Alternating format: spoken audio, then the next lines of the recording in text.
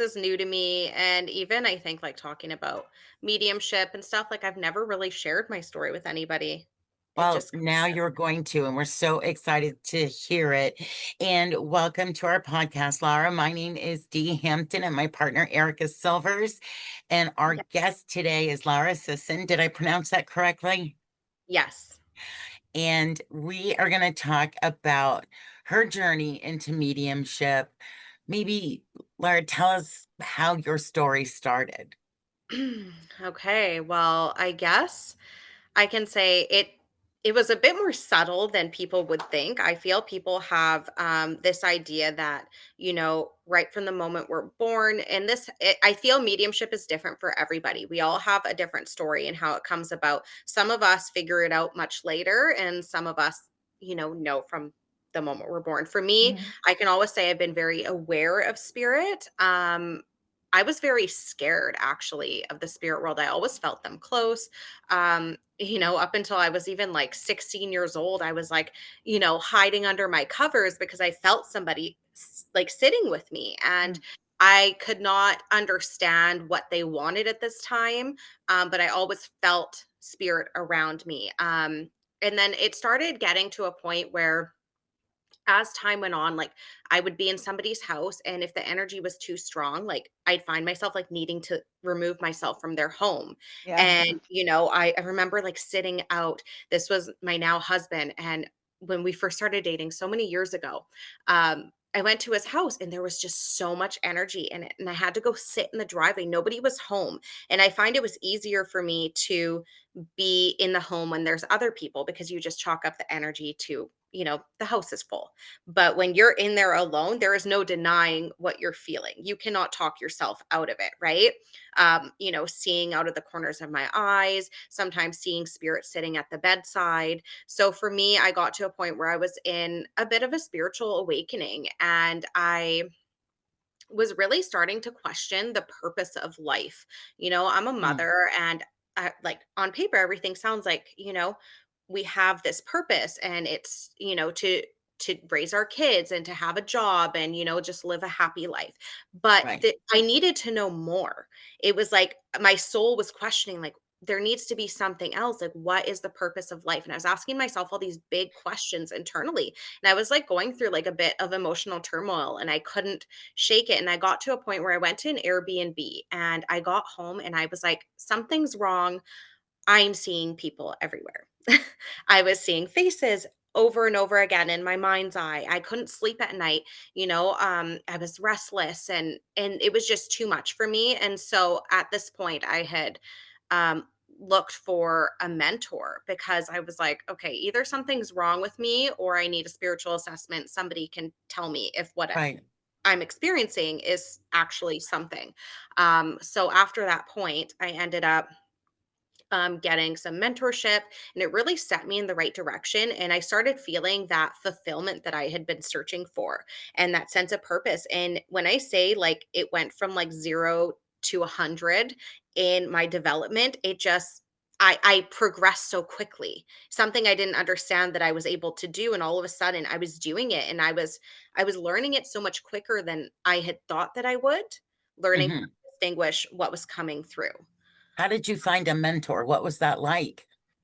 I think I was just really desperate, and I was really confused, and I was like, okay, well, I'm a mom. Either there's something wrong with me and I need to see a doctor, or I need to try this route first and see if, I can get grounded. So my family is quite open. On one side of my family is quite open to the spirit world, and she's my stepmother, who's super supportive. She had said, like, you need to ground your energy. I've seen this before. You need to ground your energy. And so that's what I did. I Googled some ways to like ground my energy, and I had tried, and I was like, oh, I don't know. At this time, I was working in a hospital as well. And so that didn't help the situation, right? Mm. 'Cause, like energetically Yeah. charged. Yeah, yeah. So that didn't help the situation. But I had Googled a bunch of different mediums, local mediums. And I was like, okay, like messaged like three or four of them, didn't hear back. And I was like, okay, well, I don't know what to do. And I ended up Yeah. finding this mentor online, and she has her own school about it.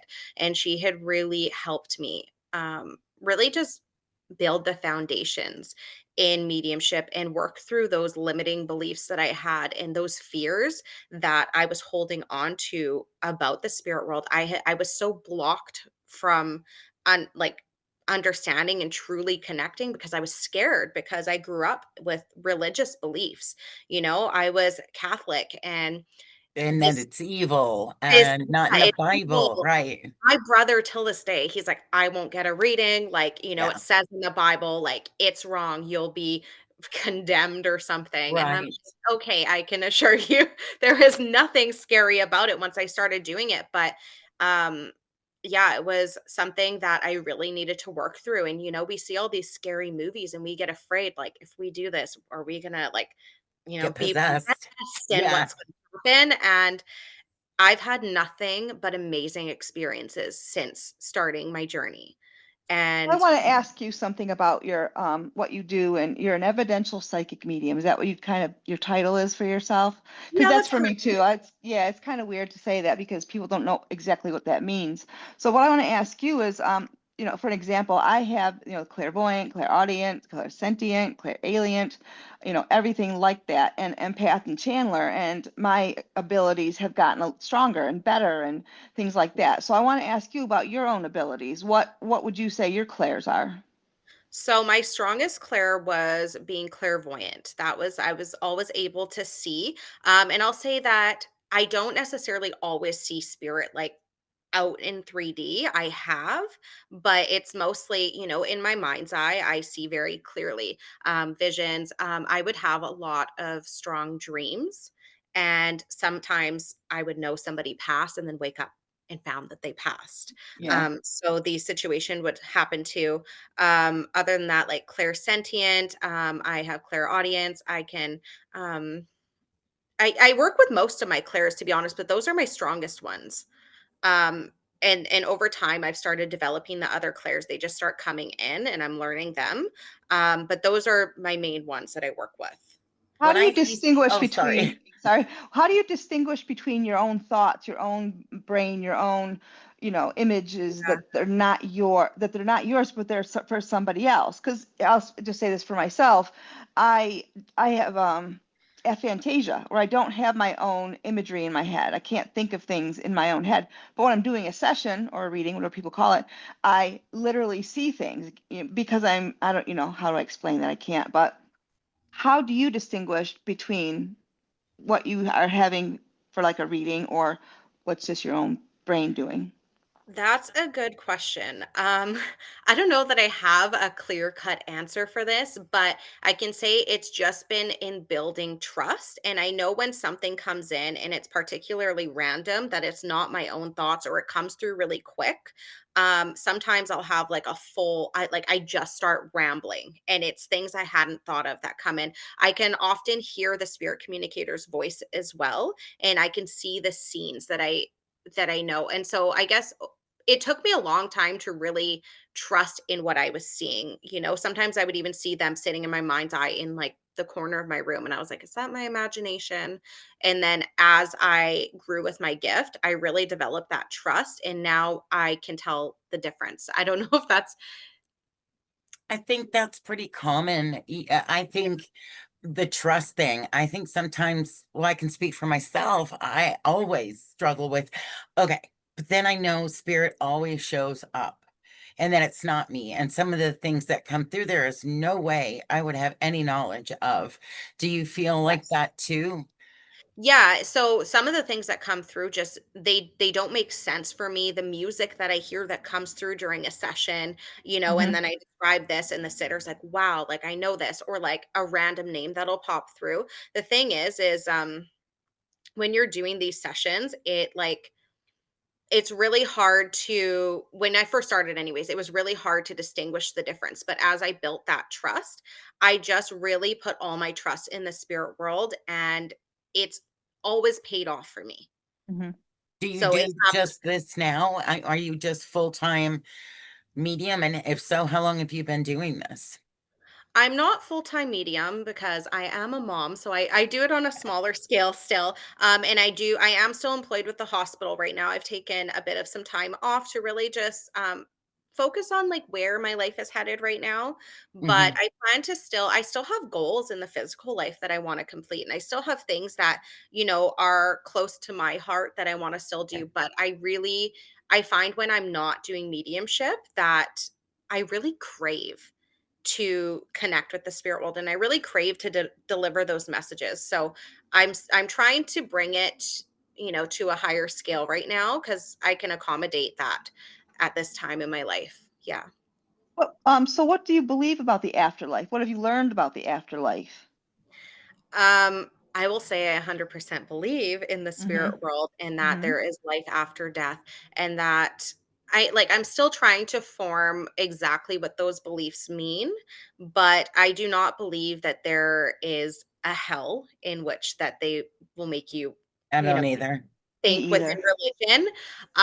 Every spirit communicator that I've connected with has been okay. They've always had somebody that they transitioned with, and um, they're always around their loved ones. And that's something that I wish I could share with the people all the time that, have lost a loved one, is that your loved ones are still very aware of what you're doing. They're Mhm. very present in your life. And I feel that, going back to your other question, how do I distinguish between the spirit world and my own thoughts? And I feel the spirit world is always putting in, like, I feel that every thought that comes through is influenced by your guides.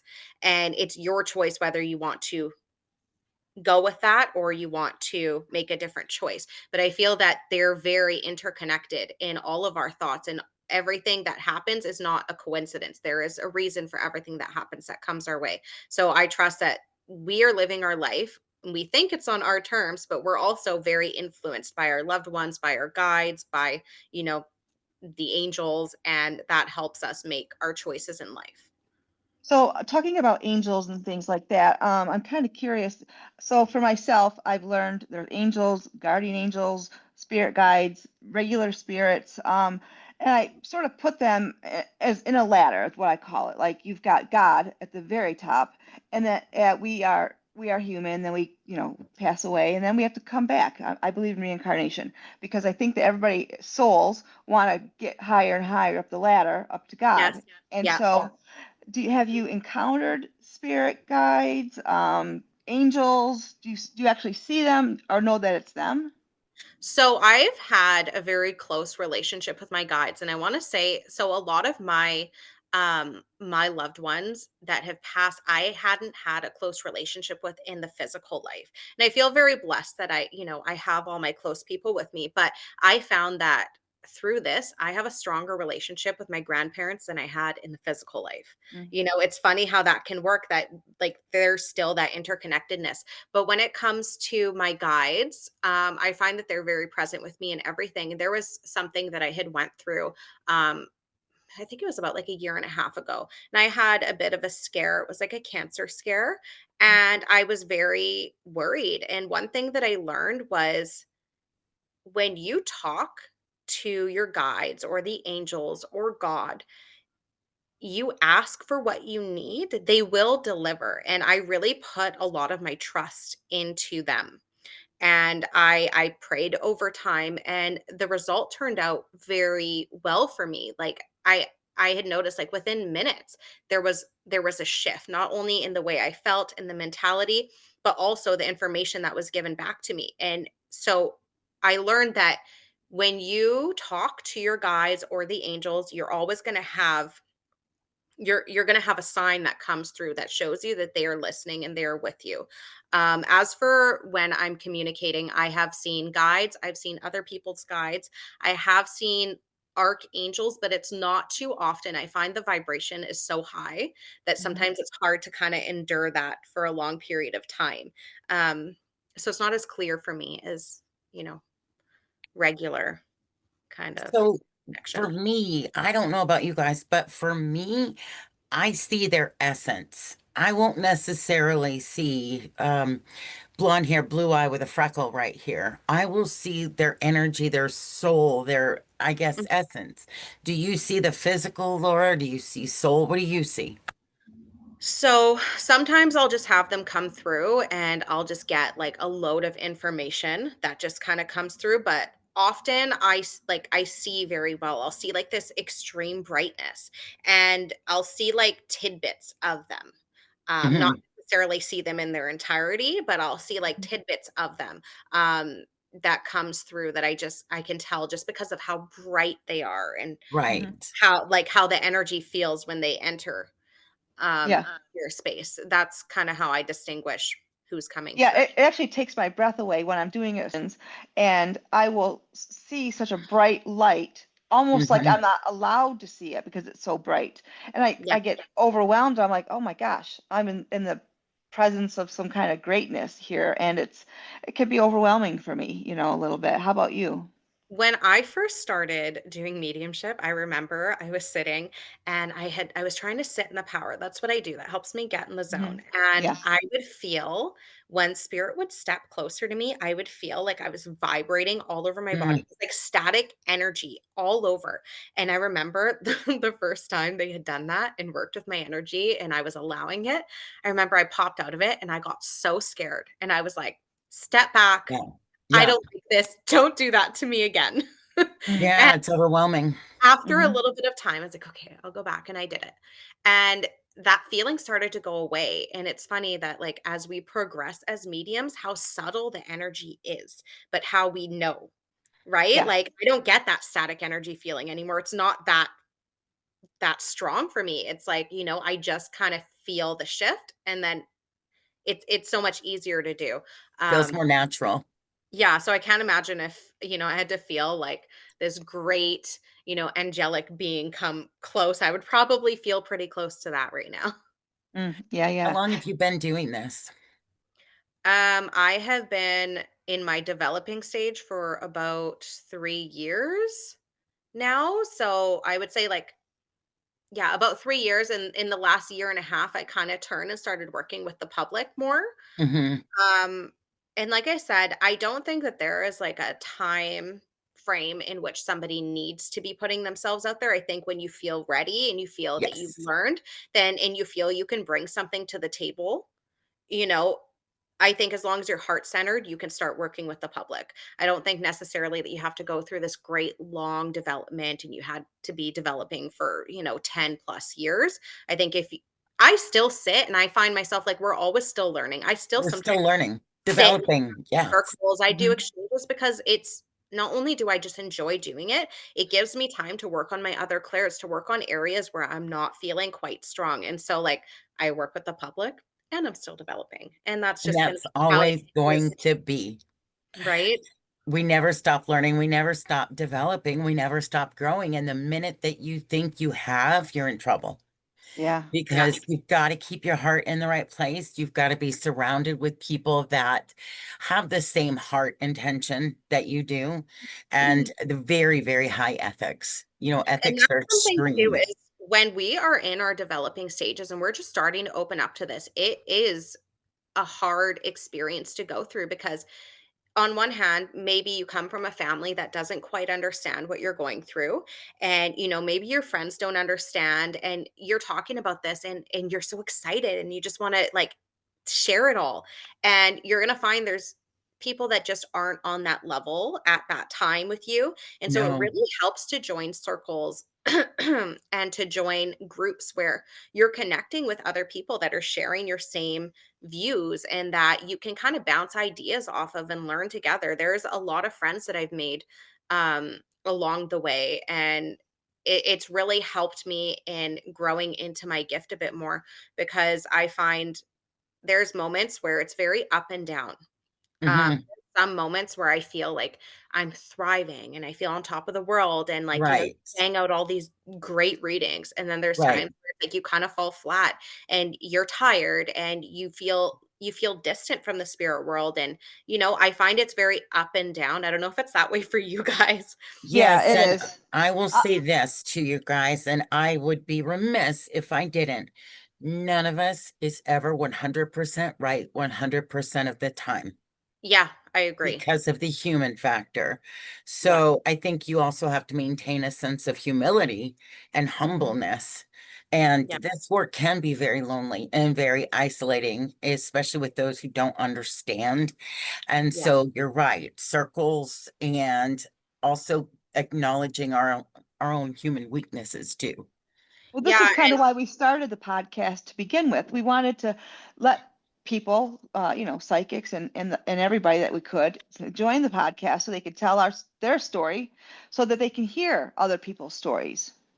I actually that was one way that I did a lot of my learning was like I listen to podcasts. Like I'm like doing my dishes and I'm listening to podcasts and it really helped to like hear other people's experiences.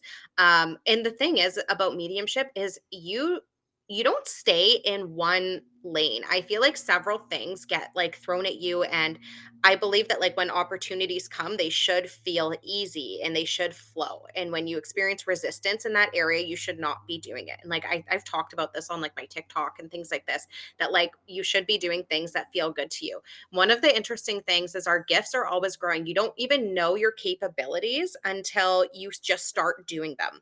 I had a few cases in the last few weeks where missing person cases came to me. I had never thought about doing them, never thought about it. And all of a sudden, people are like, "Oh, can you help with this? Can you help with this?" And when I started tuning in, I was surprised to see the information that I got.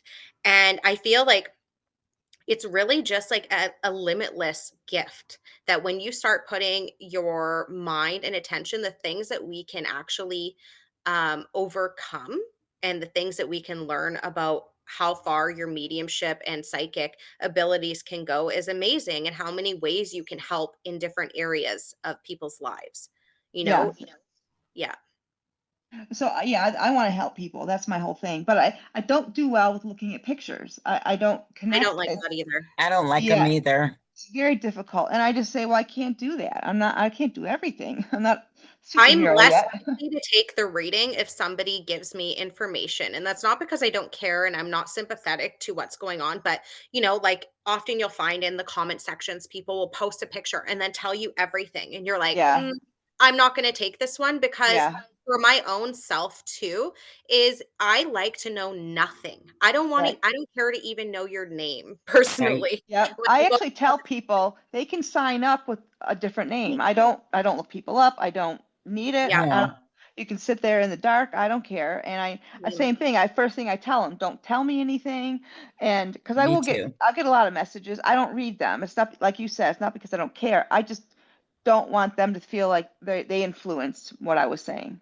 And it does happen. If somebody gives you information, it does influence your mind. We're humans, like our egos are gonna step in and our minds are gonna trail. So that's why like going into a reading, I make it clear like before I start the reading.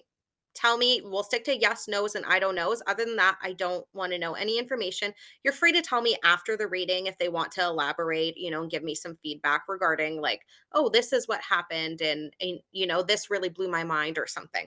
But other than that, like, clear head is best, I find when you're doing this Yep. work. The Do you less ever, information, the better. right? Right. Do you Yeah. ever like we call it check out or get spirit amnesia, whatever, psychic amnesia, where you'll do a reading and then you just don't remember what's been happening? So that happens to me because Me I too. will channel a spirit. And I don't know if people really know how that works, but a spirit will attach to my soul, and that's how I get my information. That's how Oh, I yikes, feel. that's scary, Erica. I did Yeah. not know that. Yeah, I learned that from Tony Stockwell. And it was amazing to hear that because I'm like, well, why do I hurt in my leg because someone's leg got chopped off? Or why do I feel like I had a heart attack? Well, it's literally their soul is attached to me. I know it sounds outlandish and people are going to kind of be like, No. no, that's not happening. But I learned it from Tony Stockwell. And to me, it was an explanation as to what's going on. Oh, yeah, I don't actually and I'm actually thankful. I don't feel the physical Uh-uh. sensations that way. Yeah. I Okay. see them, I feel emotion very strong. I can Yeah, attach me to too. Yeah, emotion, chaos, happiness, love, joy. But as for like physical sensations, like in my heart, I'm really glad I don't experience that at this point because I Yeah, think I it's do. too much for I me. experience it as far as like, okay, my chest hurts for a minute, but it's the clairsentience. It's not the spirit has kind of channeled through me. That's a spiritual boundary that I have. No, no. I actually recently found out that I have like the ability to go into the trance state and I have like halted the brakes on that. I'm not quite ready for that yet. I don't know if I will be ready for that in the future, but for now, I'm like, I'm really happy with where I'm at. Um, I actually am like super intrigued by trance mediums. I think that they are amazing. I really love watching the way they channel messages. Yeah, I'm not I'm ready with not some. ready either. Yeah. Erica and I, when we're finished with a session, I call it spiritual amnesia. I forget. Like when I disconnect, we're done. And the client will talk to me like a month or so later. Hey, remember we talked about blah, blah, blah. No, I Nope. don't. I actually get that. I find that I remember most of my readings. Maybe there's like tidbits because they can go on for so long, but like like when I feel and I'm seeing that way, it kind of imprints in my mind. So I Mm, don't get no, I don't get like the amnesia part, but I've heard of this happening. I Yeah. So have to. For me, it's a spiritual disconnect because otherwise I'm carrying the energy of that reading, of that soul, of that person with me. And it's a spiritual boundary that I have of when I'm done, I'm done. And I one thing disconnect. that I will say though is like when I am done a reading and I close myself down, I'm not picking up on spirit unless I'm trying to pick up on spirit. Yeah, Like, Yeah. when I'm around my house and I'm with my kids and I'm with my husband, I'm not right. sitting here, trying to connect with the spirit world. There's been times, like I remember it was last Christmas and I was like making dough and my grandmother is Italian and she's in the spirit world. And like I remember I wasn't following a recipe and I could see her. She's like, put more in, like do more of this. And I was paying attention to this. And so I did, and my dough turned out perfect. But this Mhm. was like this is not very often for me. Normally, like when I'm shut off, I'm shut off. And this is the Yeah, thing is people will always be like, can you see my loved ones with me right now? And I'm like, I'm not giving readings right now. When I am giving readings, then I will tune into that. But other than that, like right. I want to live my life as Yeah. normal as possible because when you're open all the time to the spirit world, it's just too much, you We have to know? live in a 3D world. Well, I Yeah. want to thank you so much for being our guest today. It was so fun Thanks getting for to know having me. you. How would I people reach out to book a session with you? You can reach out. I have a booking link on my Facebook page. I have my Google all under Medium Lara Sisson, as well as my Instagram and my Perfect. TikTok. So pretty easy to find. Wonderful. Thank Well, you guys And for having me. It was wonderful talking it to you. was so thank you fun. And I'm so Dee much. Hampton, and you can reach me at divinesoul-connections.com. And then for Yes. myself, Erica Silvers, you can find me on Facebook, Instagram, um, our YouTube, Two Rare Psychic Mediums, Well Done, is on Spotify as well. And my website is psychic/medium/Erica/Silvers.com. Jeez, I know. a lot of Thank you. slashes. Yeah, yeah. Well, all Thank you right. again. It was so fun. All Take right. care, guys. Okay. Bye-bye. Bye.